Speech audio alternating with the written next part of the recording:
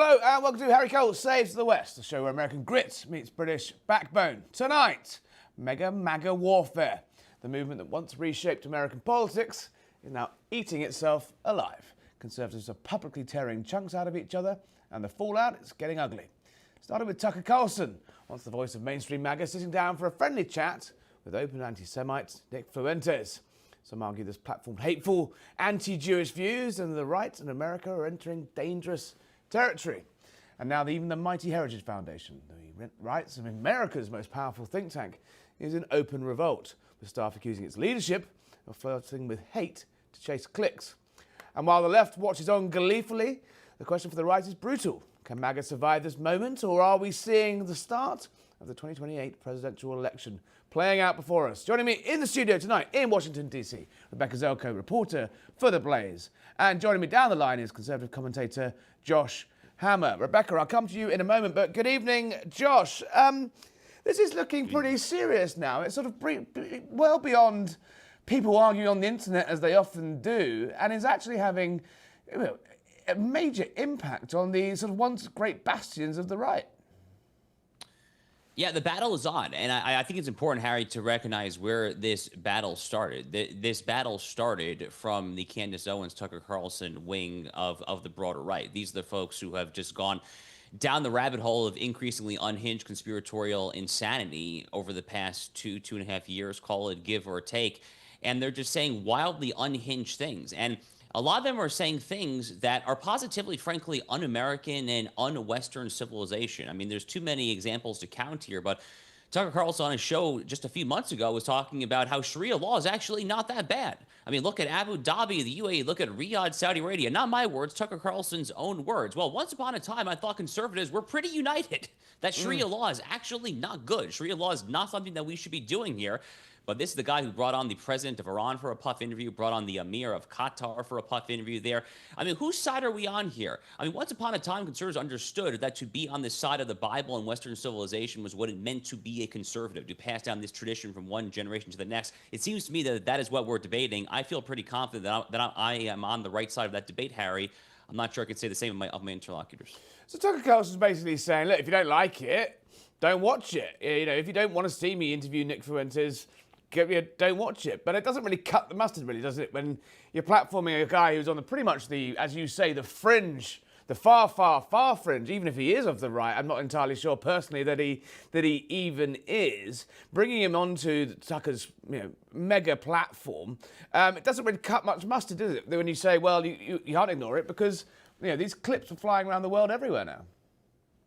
No, it's totally intellectually lazy to simply say, oh, if you don't like it, don't watch it, or I have a First Amendment right. I mean, no one's doubting the First Amendment here, first of all. No one is saying you don't have a First Amendment right to bring on whatever show you want to absent government censorship. Rather, we are saying that you are making a disgraceful editorial judgment in choosing to give a massive platform to someone who literally has said that Hitler is cool, who has called the Vice President of the United States, JD Vance, a race traitor for marrying his beautiful, wonderful wife, Usha, and having, by definition, mixed-race children. These are disgusting individuals. Nick Fuentes is a disgusting, loathsome individual, and he does not deserve to be anything other than shunned by people with massive platforms like Tucker Carlson. Why do you think he's doing it? Why do you think that suddenly these people are being bought in from the cold and to be given this platform? Tucker, as I said, Tucker said he's just interested in what this guy has to say and he's asking questions. You say that doesn't hold intellectual water. In that case, then why are they doing this? So Tucker's definitely seems to have quite an obsession with the Jews. There are any number of data points to indicate this. By now, he has had on the crackpot pseudo-historian Darryl Cooper for multiple interviews. This is the guy who says that Winston Churchill was actually the lead villain in World War II, and then actually the United States perhaps, maybe, just maybe, should have sided with Hitler over Stalin and given the Nazis a victory in World War II. He actually had on a second guest to present that exact same line of argumentation there. So he has a deep, deep obsession with the Jews, which is positively unhealthy. But it's ultimately not really about the Jews, Harry. What I see happening here is I see someone who ultimately is interested in trying to disintegrate the MAGA coalition. If you look at his Fuentes interview, he says that he hates no one more than Christian Zionists. Well, Christian Zionists, defined broadly as people who are one, Christian, and two, generally supportive of U.S.-Israel relations, That's a very high percentage of the Republican voting base. That is probably a plurality of the voting base. If you detest them more than anyone else, which is what Tucker said, apparently more than Hamas, Al-Qaeda, Islamists of any stripe, transgender activists, Antifa, whatever. He hates Christian Zionists the most. If that's your goal, then I think it's fair for us to conclude that what you're actually trying to do is to disintegrate MAGA and to try to build some sort of neo-pagan, anti-Western edifice in its place. At the same time, Tucker Carlson, when we interviewed him about 10 days ago, he was, very keen to sort of keep his powder dry when his support for JD Vance, suggesting that he perhaps could be the future of the future candidate to replace Trump. If you want to have the Republicans controlling the White House for 4 more years after 2028, why would you be blowing up the successful movement that put Trump in the White House?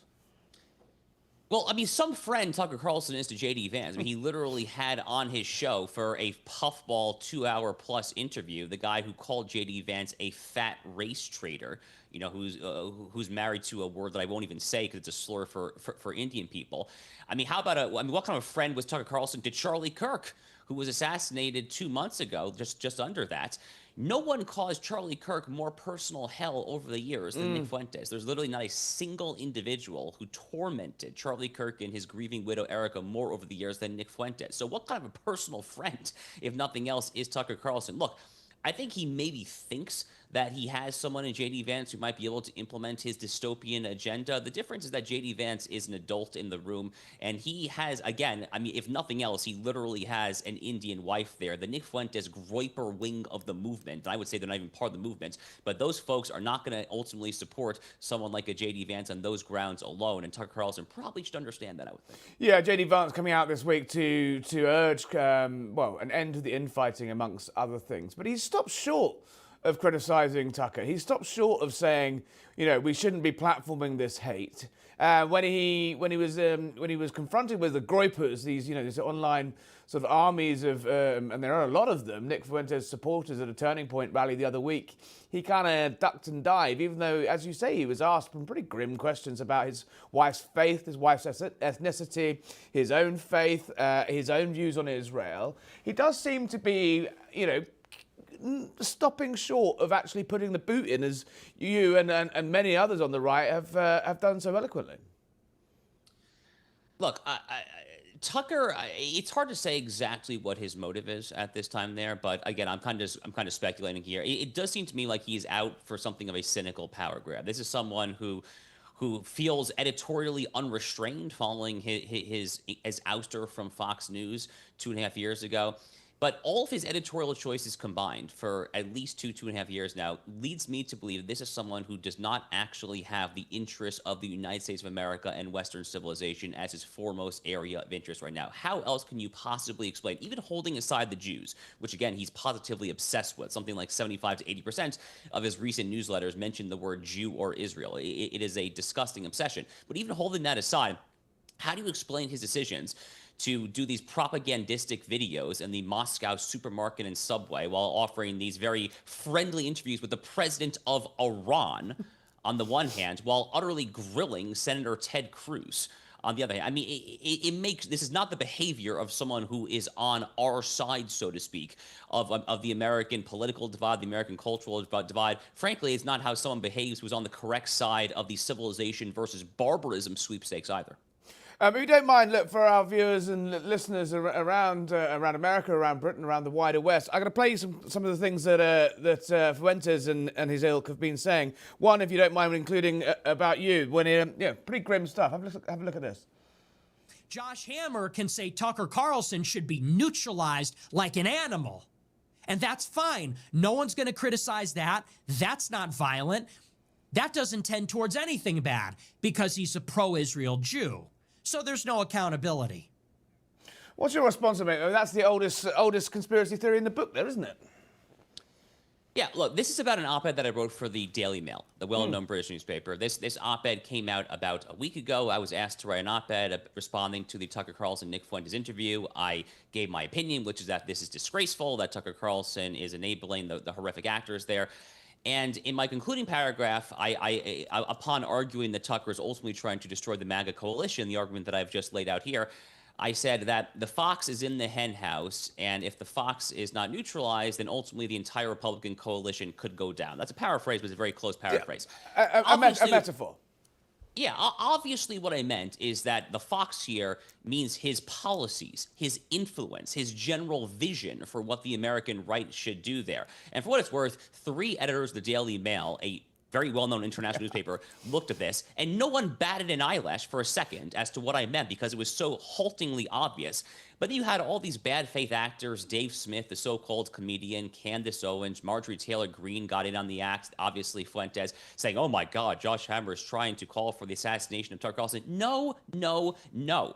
I've actually been the victim of threats of political violence. I have spent countless hours on my own show, written countless columns on my weekly syndicated column, decrying it, not merely decrying it, but decrying it as the one thing that has potential to literally destroy this country. Because the day that comes that we cease to decide our differences and settle our differences at the ballot box and instead pick up knives and rifles, that is the day that this republic dies. It is abhorrent. I condemn it with every fiber of my being. But again, anyone who has more than 2 brain cells operating between the ears already knew that that's my stance. These are bad faith, disingenuous. Been on the other foot there, and you'd be picked up Nick Fuentes for using a metaphor. I imagine he'd be screaming about cancel culture and the like. Let's have a look at what Ben Shapiro, another key figure on the right, has been saying of late. Turning up the volume a little bit here. That fragmentation is being caused purposefully by a splinter faction of people led by a young man named Nick Fuentes. They call themselves the Groypers. They are white supremacists. They hate women, Jews, Hindus, many types of Christians, brown people of a wide variety of backgrounds, blacks, America's foreign policy, and America's Constitution.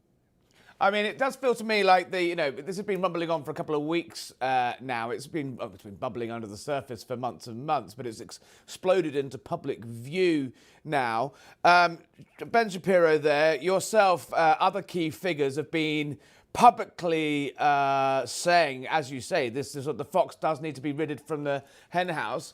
Do you think it can be, or do you think the sort of genie's out the bottle now and this is going to cause some longer-term splits on the right? I think that a lot of damage has been done, Frank. I think there are a lot of people who have been listening to this un-American, un-Western, anti-Western civilizational tripe, this rubbish for a long time. It's not just Tucker, by the way. I mean, obviously, Candace Owens is another example of someone who has a massive platform who says many of the same utterly unhinged things. So it's going to take a lot of work to try to reverse some of these minds that have been corrupted here. And it's one of the oldest tricks in the book, Harry, is you seek to just sow massive distrust and discord. You seek ultimately to ruin the people's attempts to discern fact from fiction, truth from lies, good from evil, right from wrong, et cetera, to therefore create a market niche whereby you can just say anything you want imaginable, the most shocking and appalling stuff, and therefore it has an audience there. So it's going to take a lot of time to try to turn this around. There's been this drama at the Heritage Foundation this past week there. It seems like the president, Kevin Roberts, who was a personal friend and a good man, seems like he understands now that he made a mistake in coming to Tucker's sweeping defense. He's essentially heavily amended his position publicly, and we will see. But this really is something of a pivotal moment for the conservative movement, which is why Ben Shapiro, I think, devoted an entire episode of his show to explain the full stakes of it. Yeah, and let's have a look at a clip from Fox News the other night, Erika Kirk, during an interview, calling, as you say, the people like Candace Owens who are putting out bonkers conspiracy theories about the death and murder of her husband that were suggesting that somehow the Egyptian military, the FBI, the deep state were all hiding what actually happened. Well, meanwhile, in a court, a man is on trial. Let's see what Erika Kirk had to say. He was assassinated. And the difference between this and previous assassinations in this country is there was no social media. There was no AI. I can't tell you how many fake images are out there of all of this. And again, my only request is that just please pray and consider and think about whatever you put online, because it's going to impact his kids in the future. I don't want my kids to go on the internet one day when they're older and see things that it's just, we're all trying to process this in their own way, and I appreciate that. But just some grace would be nice. In the politest possible way, I think that is Erika Kirk telling the likes of Candace Owens to shut the F up, right? I mean, for the last few weeks, I mean, as all of these conspiracy theories have been spread, they've been sort of maintaining a dignified silence. Then last week, I think it was Turning Point. Charlie's former colleagues there began to actually directly rebut some of the claims that were being spewed out, however spurious they are. Do you think are we beginning to see a sort of dramatic increase of actually, calling this stuff out, specifically going after people that are spreading it, and actually, is that going to be enough, or do we need to go further? There's a saying in the American South, Harry. There's this well-known saying in the American South called "bless your heart." And when an old Southern lady says "bless your heart" to someone, it is well understood in the cultural context to be the most polite FU in the history of FUs. And that's essentially what Erika Kirk is saying to Candace Owens, right there, is "bless your heart, honey." The woman is clearly unwell. She is clearly unwell. I don't claim to be an armchair psychiatrist or psychologist. I'm not going to make some sort of ridiculous diagnosis that I'm not equipped to make there, but she's clearly unwell. She clearly needs some sort of help. I was very happy to see that in the Erika Kirk, Jesse Waters interview. I frankly would like to see even more, not necessarily from Erika, who is a grieving widow. I don't necessarily expect, frankly, anything of her right now other than just to be a mother to their two children. But I would love to see more from Turning Point USA. I would love to see more just in general to try to put the fire out on just some of the insane conspiratorial stuff that we're seeing out there on the internet. It really is up to, I think, leading conservative institutions like Turning Point USA, like the Heritage Foundation, like organizations like this, to say that no, some of this crap that is coming out from some of these flamethrowers, this is not what we represent. This is not who we are. And this is ultimately, frankly, even on the most self-serving terms imaginable, this is not the path towards political and electoral success for the conservative movement, for the American right. For every 19-year-old dweeby Fuentes fanboy incel that someone who is pandering to this crowd thinks they're going to pick up, you're going to lose 3, 4, 5 times as many voters who are just utterly repulsed and repelled and want nothing whatsoever to do with this. You're going to lose blacks, Hispanics, Latinos, Jews, evangelical Christians. Again, the very Christian Zionists that Tucker apparently hates more than anyone in the world. What are you trying to do here? I mean, are you trying to build a political coalition or not? Well, I have an answer, Harry. My answer is actually no. They're not trying to build a political coalition. They're trying to tear it down. That's kind of the whole point, actually. I mean, we saw a not great night for the Republicans on Tuesday. The president's approval ratings aren't brilliant. We're into the longest ever shutdown in history. Attention's beginning to turn to, well, more than beginning to turn to the midterms, just at a time when actually, the Democrats are in chaos. Really, they make gains in places you would expect them to make gains, but there's no sort of sign of a great revival yet. For now, the Republicans continue to hold the House, the Senate, they've stacked the court. This should be a sort of golden age, as President Trump says, for the right in this country. I suppose what I'm really trying to get to is why now? Why at this moment blow it all up? Unless has the 2028 race already begun, or is this about making money for these people? What's in your mind is why what you call bad faith actors? Why are they doing this? Why are they doing it now? So I think everyone has their own calculations. I have no doubt that there is some foreign money flowing into some people's coffers. It's difficult, if not impossible, to say exactly which money is flowing into which coffers. I will, though, say that there was an interesting expose in the Washington Examiner newspaper earlier this year, finding this kind of shady husband and wife LLC in Northern Virginia called the Lumen 8 Advisors. And on their FARA, Foreign Agent Registration Act registration form, they listed precisely one client, which was the Qatari embassy in Washington, D.C. And then when they listed what services they provided to their client, they listed the Tucker Carlson show. So they were getting paid something close to $200,000 per month by the Qatari embassy, and their only publicly listed service for the embassy was getting them booked on the Tucker Carlson show. So I have no doubt that, and that's all public information, by the way. Yeah, but I've no doubt that there's some public money flowing around here. I don't think that's actually the leading thing that is motivating most people, though. Part of it is just a clicks game. They're trying to play the X algorithm, the TikTok algorithm. A friend told me recently, who hosts a popular online show, that if he puts the word Israel in his YouTube podcast title, then he'll get 5 times as many clicks there. I'm not sure if that's true. He was kind of just offering a very crude mathematical estimate.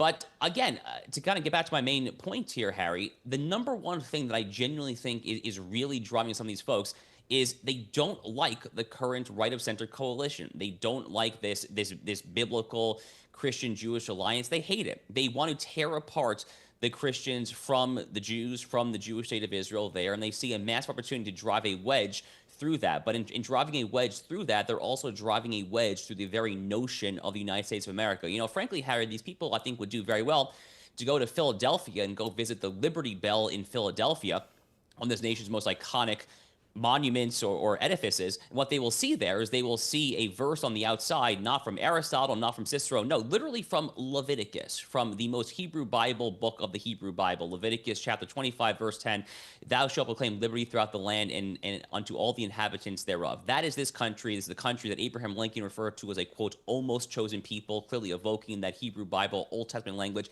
That is the United States. These folks apparently don't like the United States as it is. There is a great movement, though, on the right, especially in the younger right, the Gen Z right, to move away from Israel. They've grown up in an age where, you know, that sort of unique relationship between the right of American politics and America itself, as you say, and Israel have a close coalition. That coalition is under massive stress. Is it do you beyond, as you say, with the sort of Qatari stuff you mentioned there, do you detect the hand of hostile or outside states trying to drive a wedge here and using these people to basically try and break that relationship between Israel and the United States? I definitely think that there is some elements of foreign funding and foreign bots here. Again, a lot of this is very difficult to prove. It's kind of just all speculation. I'll give you just one example. There's a little Twitter provocateur by the name of Jackson Hinkle. Guy has millions of followers. I mean, he says the most patently insane stuff imaginable. I mean, he literally tweets about how amazing the Islamic Revolutionary Guard Corps in Iran is. He says, sign me up to fight for Hezbollah so I can go against the Zionists. I mean, if I'm not mistaken, he had a girlfriend who was from Moscow there. So, I mean, to me, that's kind of like an obvious kind of clue that maybe there's some Russian money kind of flowing in here. Some snow on those boots, you're suggesting. Yeah, that's a very old Russian tactic, right? Going back to the Cold War era, trying to kind of sow the seeds of discord in American politics. And that's literally kind of a 1950s, 1960s Soviet-era playbook here in the United States. So I have no doubt that there are some foreign funds going on here. But I think much more of it, frankly, is organic and real than many conservatives, many pro-Israel folks might care to admit. So there really is a lot of work to do here. It's not going to be easy, but again, it's really not just about the Jews. It's not just about Israel. From my perspective, it really is ultimately about whether or not you are pro-America and pro-Western civilization. I look at someone like a Tucker Carlson, and I just simply cannot conclude that this man is actually on the side of Western civilization. I mean, when you're hosting folks on your show and agreeing with them that Winston freaking Churchill was the lead villain in World War II. We had a chat about that, don't worry. We went around the houses on that one. I mean, he wasn't backing down there. Josh, stay there. I'm going to bring in Rebecca Zelko from The Blaze. Good evening, Rebecca. Thank you there for sitting so patiently through a fascinating chat with Josh. I just want to get into politics. You're a younger member of the right in this country. Why is it that suddenly that relationship with Israel, that was such a bedrock for the old GOP, the American right, and Israel, is suddenly being so frayed? I think, excuse me, I think this really ascended following October 7th, I think, is really when it kind of brought back the relationship with Israel back to everybody's attention. And then I think you saw this conflict just take place for over 2 years now. And so a lot of the base that I think feels strongly about it is the anti-war base. It's the anti-war voter. And a lot of those happen to be young men. As you mentioned, a lot of public sentiment has really shifted in these last couple of years, is really where a lot of the changes have taken place. And it's particularly been among young men. And so that's been a fascinating trend to see for sure. When you look at Nick Fuentes, though, some of the, I've said his mouth is, it looks like he wouldn't say boo to a goose, but mouths off like a sort of drunken SS officer after too many beers. But like, it is remarkable, though, that, this is the sort of thing you associate with the hard left, some of the rhetoric that's coming out of it, but it has infiltrated the right, and it seems to be beyond just trying to be shock jocks and say things that are outrageous. It does genuinely seem to be that the right is moving away from Israel in a younger generation, to a massive extent. How has that been allowed to happen, and how is that, is it too late to sort of get it back? Because this is the next generation of conservative leaders. I think that a lot of young men are particularly concerned about the influence aspect. At least that's their thesis. It's this relationship with America and Israel. How much is Israel actually affecting foreign policy? That's really the main question. And the problem is that question was kind of unanswered. This wasn't a conversation that had really been going on in mainstream conservative circles. It was really the focus of people like Nick Fuentes, which is why he became so popular so quickly. I think part of the reason, because he was really kind of one of the few people who was talking about it. And so as this war kind of raged on, a lot of people had more questions that they felt were going unanswered. So they turned to the few people who are actually addressing it. And so I actually think that, Tucker's interview with Nick, as unique as it was, I think that it was kind of an attempt to maybe reach this young voter, this young male voter who doesn't feel like they're being acknowledged. I mean, we've seen young men feel as though they're disenfranchised over however many last election cycles for various different reasons. And I think the issue of the day now has become the Israeli-American relationship. Josh, we saw on Tuesday the young women of New York massively moving towards Zohran Mandami. We've seen young men tilt right, but obviously tilt right to perhaps the sort of Nick Fuentes rights. Do you worry about the next generation? I mean, it looks like that the younger female voters are going to the hard left, and younger male voters are going to the hard right. What do mainstream MAGA or even mainstream conservatives do to regroup and try and bring that next generation back? But I think it's kind of just the old-fashioned work, right, of trying to advance the argument and try to win in the battle of ideas. I mean, if there's one thing that I can say that I feel pretty confident of, it is that I believe that ultimately my defense, and folks who agree with me, our defense of Western civilization, Western ideals, American ideals will carry the day over those who are literally offering apologia for Sharia law and arguing that Winston Churchill was the villain in World War II. Those might be faddish and catchy, I think, for folks who don't really spend a whole lot of time opening a history textbook. They're kind of prone to kind of just see like a witty one-liner and say, oh my God, he made a good point. But in the mid to long term, these ideas tend to fade with obscurity as more information gets out there.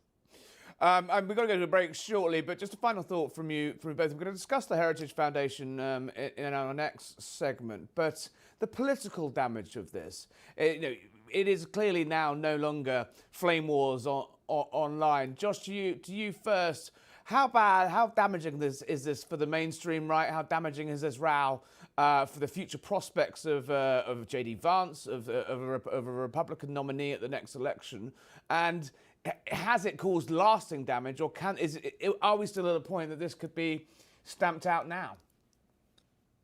I think it's bad. I think it is deeply problematic. And again, I think that there are real saboteurs, there are people that are trying to sabotage this. I mean, is it an accident that the Tucker Fuentes interview was a week before, or actually, no, not a week. It was about a week before the election. I mean, is that an accident? I mean, think about 2024 when Tucker first brought on Daryl Cooper to question who were the good guys in World War II. That was like 2 months before a monumental presidential election. I mean, as someone who is rooting for team civilizational sanity to prevail, are you trying to give the other side ammunition that your side is actually a bunch of literal Nazis? Because one might be forgiven for getting that impression after seeing Nick Fuentes go on a wildly popular right-of-center show 1 week before an election there. So yes, the damage is definitely being done. I think JD Vance has been put in a very difficult position by his so-called friend, Tucker Carlson, again, because Nick Fuentes, among others, says horrific things about JD Vance and his wife and his children there. So he's going to have to stand for his wife and his literal family, as a man has to do, if nothing else there. So this is a real problem, but no, Harry, I don't think that the hour is too late for it to be corrected, but it's going to take some serious work. The good news is that Donald Trump won 2 presidential elections with all this stuff being totally relegated to the fringe. It was totally a non-issue there. So he's shown that you can win a national election without this garbage being a part of the so-called coalition there, and I'm pretty sure that he'll be able to do it again. May not him literally, but the Republican candidate or the MAGA successor. Right. Groypers are threatening to send 10,000 people to every JD Vance campaign stop and every midterm campaign stop. I'm old enough to remember when Nick Fuentes was saying that he was backing Kamala Harris. So how much impact do you think it will have on the future nominee and the future race in the Republican primary? Or are the Groypers just, chatting off on the internet, and actually, most normal members of the public would ignore them? Or do you think JD Vance, for example, just to take one key figure on the right, is he going to have to say more than just his tweet calling for an end to infighting? I think he already is. I mean, he's already kind of trying to reiterate this foreign policy perspective that he really doesn't want to get entangled into another conflict via Israel. That's the sort of thing that you've seen him repeat when he was overseas just recently. And I don't think this is an issue that's going to go away easily, just at least definitely not by ignoring it. I would encourage people to actually engage with people like this who have different, very unpopular views about Israel, and I would actually encourage this dialogue to continue because it's not going to go away just by ignoring it. At least I don't think so. All right, there we go. Josh Hammer, thank you for joining us on Harry Cole Saves the West. Come back and see us soon. Rachel, you're staying with us. After the break, we're going to talk about the fallout on one of the greatest conservative institutions in history, the Heritage Foundation. They've had a really bad week.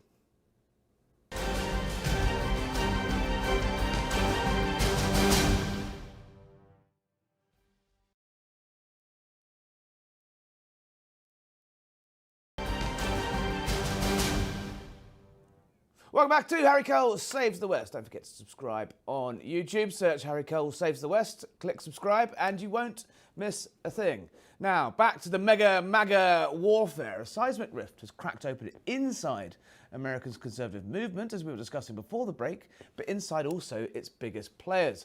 The venerable Heritage Foundation, the most influential think tank in the country, and the brains behind many of the White House's policies, is in meltdown this week after its president, Kevin Roberts, defended his friend Tucker Carlson for hosting that white nationalist Nick Fuentes we were discussing before the break. There's been staff firings, resignations, donors setting off alarm bells, and the word inside their august, grand building is that the old guard is being displaced. But is this just an American turf war? Or is it a mirror of what happens when a movement loses control of the narrative? Still with me is Rebecca Zelko, DC reporter of The Blaze. Rebecca, just bring us up to speed for people that haven't been following it as closely as we have. The Heritage Foundation, the sort of, shining city on the hill of all think tanks, massively well funded, massively well established. You walk into their building, it's plush blue carpets and oak paneling, and they have their influence on the right cannot be downplayed. It was traditionally a sort of anti-Trumpy voice, but it's as the MAGA movement and Trump has sort of stamped his authority on the Republican movement, it has shifted more towards a sort of pro-Trump position. Its president came out with a video shortly after the Tucker Carlson interview with Nick Fuentes saying, "Look, we don't do cancel culture. You can do what you want." Tell us what happened next. Yeah, so, I mean, to your point, I sort of judge the influence of think tanks based on the crowds of protesters outside of them. And Heritage sort of takes the cake on that front. And so that should tell you everything. But essentially, Kevin Roberts, who's at the helm of this conservative organization, put out this statement following the Tucker Carlson interview with Nick Fuentes, saying what you just said, which is Tucker is a longtime friend and that, he disavows Nick, but that he wasn't interested in partaking in cancel culture that many of us on the right were victims of for the last decade or so.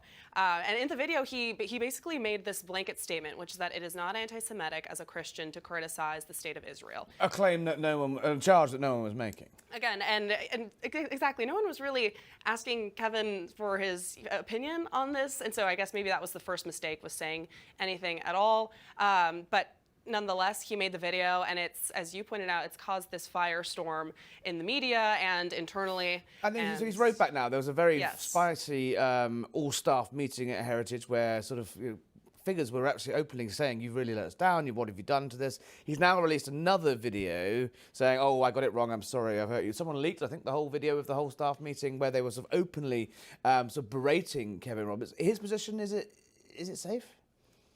I think so. In that same video, I mean, the entire thing ended up being posted because of there were just so many leaks. That's the difficulty of the situation, is that you kind of can't do these things privately, not if you make such a big splash in public anyway. And so, but there were staff in the audience that came out and said, I disagree with you, or maybe you made a mistake, or I feel differently than you on this issue, but other than that, your leadership has been wonderful, and we would love for you to stay. And so I think there is maybe there's clearly seems to be a bit of a tiff internally. There seems to be a bit of a split. Say that. But I do think that he's safe. I mean, it depends. In the video, he did say that he doesn't answer to donors, but and the days following, he did change his opinion quite I'm quickly. not sure that's what true. Let's have a chat. A friend of the show and a visiting fellow at the said Heritage Foundation, RJ Holman, with us back on Harry Cole Saves the West. Welcome back, RJ. Were you at that staff meeting? Did you have your 2 cents? No, I was not. I mean, I'm not full-time staff. I'm a visiting fellow, and I'm proud to be. Well, hell, I honestly wish that a leaker could have been with a recording device when I was at Oxford Union calling out Muslim rape gangs. Okay, that's not anti-Semitic, saving Western civilization and calling out a dangerous reality that a lot of people on the right that are seizing on this refuse to address. You look at Mike Pence's, think tank that is just a neocon retread and all these thoughts that have been repeatedly rejected. They don't even mention immigration in any of their policy briefs. Well, we are importing anti-Semitism. And what we try to say and what we fight for at Heritage, what I've been honored to be able to do is that, to recognize that to truly fight anti-Semitism, you start at the border. You restrict aggressively, you enforce without apology, and you demand assimilation so it doesn't become, assalamu alaikum or whatever it is. You stop these dangerous, hateful ideologies that are baked into a certain faith from a certain region. RJ, while we're talking about poisonous ideologies, I mean, let's just stick to this for the moment. The president of the Heritage Foundation said, he came out and said he was attacked a venomous coalition of people that were trying to cancel Tucker Carlson and cancel people on the right who had, let's look at what Nick Fuentes said. He made jokes about, Jews being cookies in the oven in the Holocaust. He's questioned the entire premise of the Holocaust happening. I mean, that's just on Jews. We can go through a long list of his views on black people, on women. It is, on gay people. It's almost endless. What was Kevin Roberts thinking when he came out? No one was asking him to come out and defend this. Why did he do this? He answered for that on the videos, okay? He has answered, he has apologized. We know how many of us feel about Nick Fuentes and everything. We're forward-looking, though. We are the behemoth in town of a conservative think tank that is truly America first and fighting for the rule of law, national sovereignty, and Western civilization as a whole. Others aren't doing that. We are now the most hardline think tank when it comes to the immigration front. I mean, that's what I'm focused on. And when you're talking, too, on anti-Semitism, I'm not diminishing anything that was said or comparing to some extent, but when we're up here squabbling over functions at a think tank and New York elects its first Muslim immigrant mayor who says anti-Israel policies, he's a river to the sea guy, okay? And he's treated like a geographical conservationist by both those on the left and the right. And if we're going to just do, socialism sucks shrugs, okay, to the city where Islamic terrorists ravaged hell on 9/11, we said we'd never forget. Well, 2 days ago, we sure as hell forgot. We need to take a step back and start limiting those dangerous flows from coming into our country, or we're going to see it again. Isn't the point, though, that the exact row that is happening across the wider MAGA movement, the exact row that's happening across the right, reassessing America's relationship with Israel, reassessing the limits and ranges of acceptable policies and acceptable speech, it has actually played out in a perfect, this is why it is important to discuss it, because it's played out in a perfect microcosm within the Heritage Foundation. That bastion of the right is having the same rows that the wider movement is having. You've had five people, members of your anti-Semitism task force, to resign, staff accusing the leadership of platforming, or at very least playing down extremist rules. What's happening inside the Heritage Foundation is like looking into a sort of petri dish of what's happening in the country. And I want to confirm that to some extent, though, too. It's that Gen Z crew. Again, when you see, I'm not going to speak for them. I'm not condoning anything about it. But it's interesting to see when you have this generation, when you're looking at all these stats that come out on home ownership, you got debt and everything. They see any money that's going abroad and view it with skepticism.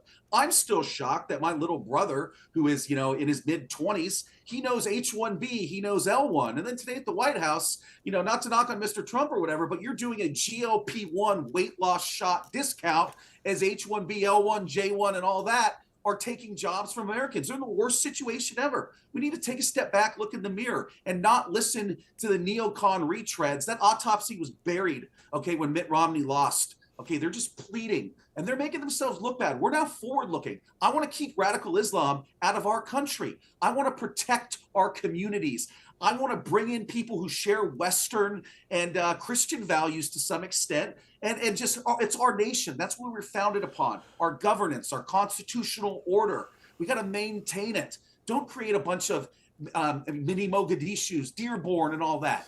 Stick to our nation and what's in the best interest when it comes to importation of any immigrant. But given the influence and power and the prestige of the Heritage Foundation on the right, doesn't it have a moral responsibility as an organisation, and frankly a duty, to try and to shape and set the direction of the movement, given that's what it was set up for? And when extremists, right-wing extremists, anti-Semites, little Nazi tin pot podcasters are given a massive platform to espouse their vile views and rhetoric, surely the whole point of the Heritage Foundation is to say, hang on, no, we don't need that. But instead, they sort of tried to ride two horses. Yeah, okay, well, you're going to say, though, too, it wasn't put on a platform to some extent like that. You can say about the sponsorship and everything. But again, this needs to be forward-looking. Again, we have a river to the sea, mass migration. A guy who hung out with an imam who was a co-conspirator on 9/11 is up there in New York becoming the mayor of our proudest city. And we're focusing on, yeah, a bad person, okay? But now we're falling into the left's trap, too, that there is a common ground that's immigration restriction. But folks like me, folks that are conservative, the Heritage Foundation as a whole, we are immigration restrictionists for the safety and security of American people, for social cohesion, for order, for what our country was founded upon, not for racial gripes or other reasons. Screw that. But again, our nation we're on a dangerous path. We know what's happening in the UK. We don't want it to happen here. We're all victims right now, but you're hurting more. We don't want to go down that same path. Let's stop it now. RJ Hellman, thank you for joining us tonight, and I hope the Heritage get their act together and get back on the road. Thank you for joining us.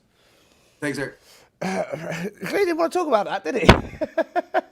I mean, that's the kind of point, though. Is the point I was trying to put to RJ there is that they do kind of have a duty to sort of stamp this out. But it seems to me that RJ very much, and if he's his views are spread wider around his organisation, kind of want this all to go away, but I kind of think it's kind of too late for that, right? The sort of genie's out the bottle. They've definitely opened Pandora's box, but I think, obviously, speaking about it in general, I think was kind of, it was kind of out of nowhere, and I think that was maybe Kevin's first mistake, and I don't know him personally, but I've only heard great things about him. But in his defense, I think his second mistake was trying to sort of bend over backwards to then accommodate every single critic that he, was faced with in the aftermath. I actually found the statement pretty milquetoast, all things considered. I mean, in the video, he goes, I abhor Nick Fuentes. What more could you want apart from that? And Tucker, as he said, is a lifelong friend. There's this weird thing in DC, maybe it's DC politics in general, where if somebody, makes a misstep or does something that's unpopular, there's this sociopathic expectation that you're just supposed to abandon your friends forever, never defend them for anything, and just abandon them. And I find that to be super weird. And I actually think that it's admirable that he tried to defend his friend as a person, not necessarily the things that he did or said or who he associated himself with. Do you think in a week's time, before we go to break, do you think in a week's time, 2 weeks' time, 3 weeks' time, we'll still be talking about Nick Fuentes? We'll definitely still be talking about this controversy to some extent. I don't think it's just about Nick Fuentes. It's about this Israeli-American relationship in general. Gotcha. All right, coming up after the break, Mums for Liberty and a mother who took on the woke machine and won.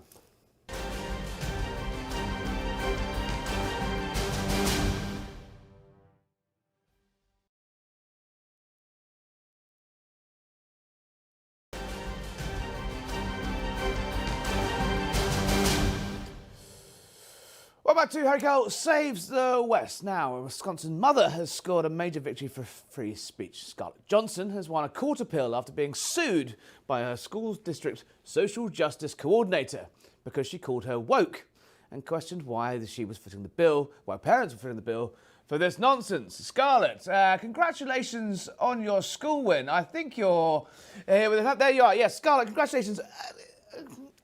I'm from England. We deal with this sort of crazy stuff all the time when it comes to free speech. But you don't normally get this sort of clampdown in America. Tell us exactly what happened, what you said, and how you managed to take on the wokies. Well, when this started, this was during kind of the dark times of COVID, and our children were treated more like a disease than they were the precious souls that they are.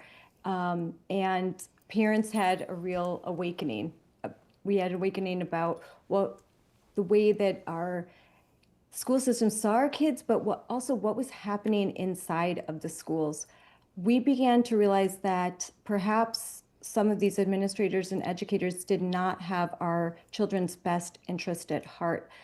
And not just by the COVID policies, but by what was happening in schools. You see, when kids were learning at home, when they were, they were on their screens, we started to see behind the curtain, and we were appalled. We were shocked at what they were learning and what they weren't. Can you give us an example of what it was that shocked you? I mean, I hate to think, because we've had this same argument over the last 10, 15 years in Britain, and it's some pretty crazy stuff in textbooks. Yes. How about they were like, there were BLM coloring books in high school classrooms. I mean, completely inappropriate, but for high school students, that we started to see that they were learning through the lens of critical race theory. They had to see everything through the lens of identity and class and privilege. There were scales. We've discovered through FOIA that $42,000 was paid to a consultant company, an equity firm, in which part of the presentation was, how racist are you? And there was a scale. And the more, like, if you were white and if you had parents who were married, you were privileged and you must be racist because you had white skin. It was everything through this lens of oppressor, oppressed, privilege.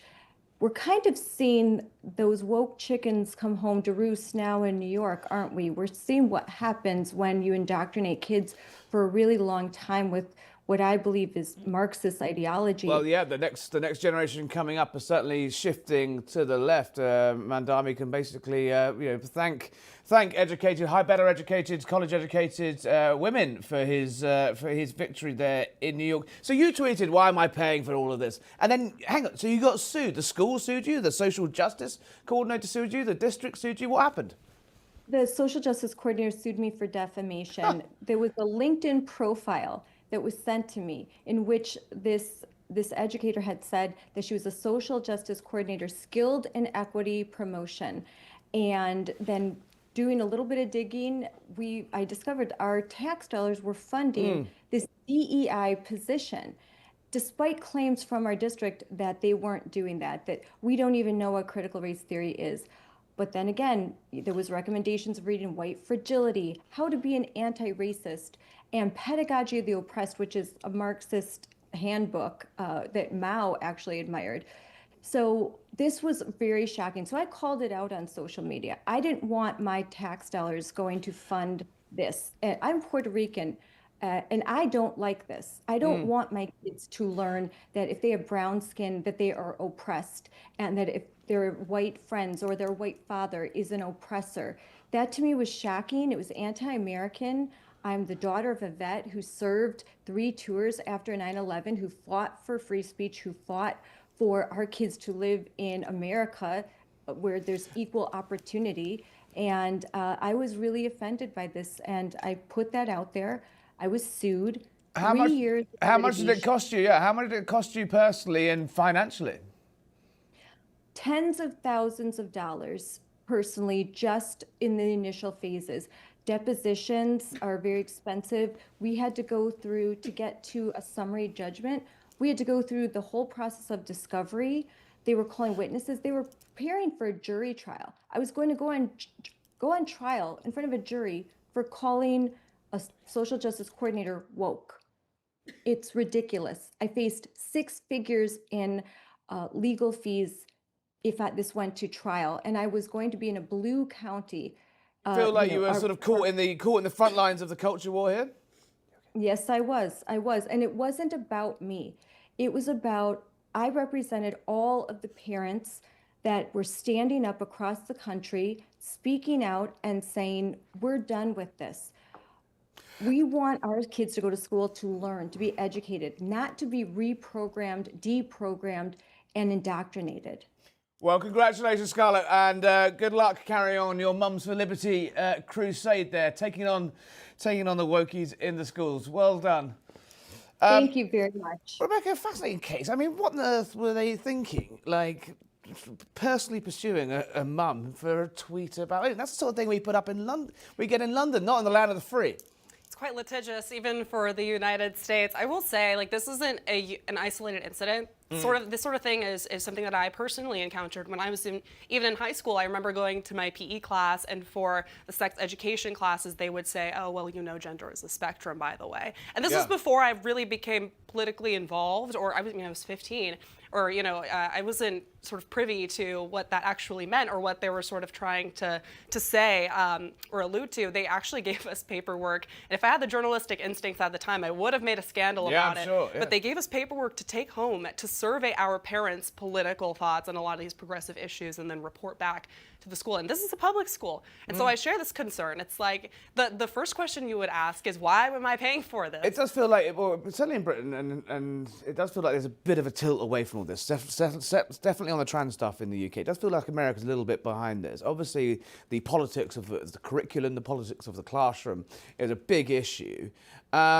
Is there a suggestion, is there a feeling that, the tide is turning? Or as Rachel said there, sorry, Scarlett said there, this is the chickens are coming home to roost. This is what you've done to a load of progressive left-wing kids.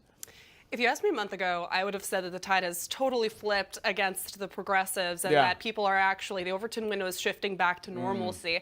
But these last couple of elections that we saw on Tuesday, I think it's cause for alarm. I mean, in Virginia, the lieutenant governor, I believe, that was elected is this Democrat. She was also in a more local level politics, and she's on the record saying she doesn't care about the sexually explicit material that is being taught in children's schools.